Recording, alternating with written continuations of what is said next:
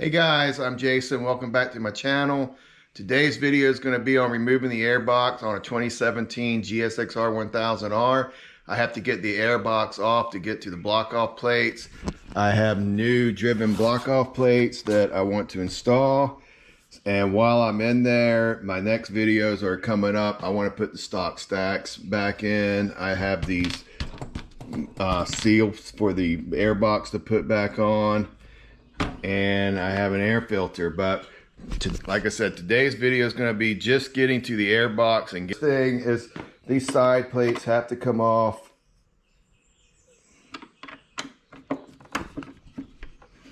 It's a number 4. I'm going to get that off, and then once the side plates off, you can get access to the seats, and the seats has to come off. And you lift the tank up with these 2 bolts right here, and there's a number 5, and I believe this is a 5 or a 6 under there too, but I'll let you know when I get to it. Off, and get the seat off and the tank lifted. Just lifts and pulls.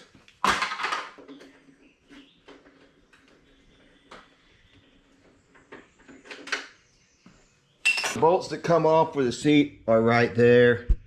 Easily number 5. You can see that it's pretty easy to get the airbox. I'm going to have to loosen up some of this hoses, maybe the fuel pump, to where I can actually pull it up and get it accessible. Alright, so once you have the tank up, I want to show you that there's a clip for this fuel line. And what you have to do is, if you see that green, you just pry that out to where it's not wrapped around the hose or the nipple inside there, or the connection, and then it just pulls off. So yeah, there's a better view of what it should look like when it's released. And to put it back on, you just push it on and slide that green clip back on, and you're good to go. All right, you can also see that the airbox is basically accessible at this point. I do have, I prop it up so I can remove it. I'm hoping that this works for me. If not, I will have to pull the tank, but I really don't want to. But this is how I have it right now, and you'll see that these are just Phillips head screwdrivers that I am going to go get at Phillips head and start taking those off.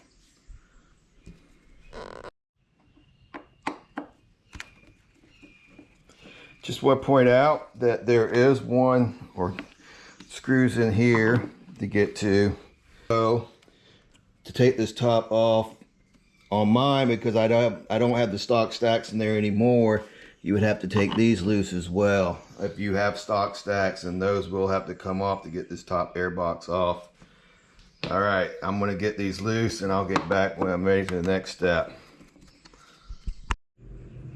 So I want to be able to take this whole top box. I want to be able to take this whole top box off.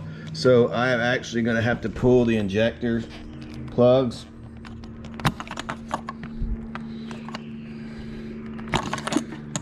Where I can loosen that. And like I said, if you have factory, you're going to have to take these loose as well, so this will come off. And I want to show you that in addition, there's another one of these green. Alright, so to pull the fuel rail, there's a screw there and a screw there, number 5. Alright, so I just want to show you the airbox removed. There is a hose that connects here, and there is a sensor that plugs in here in order to remove it. And if you still have stock, you haven't met any mods, you'll have a hose there as well to remove. Box is actually filthy, and the stacks are held down for these 3 bolts on the throttle bodies right there. Those have to come out, and this is where your ram air is at the front, and you kind of have to lift it and pull it out towards this way to get it out. But anyway, I hope that helps you. This is the end of the video.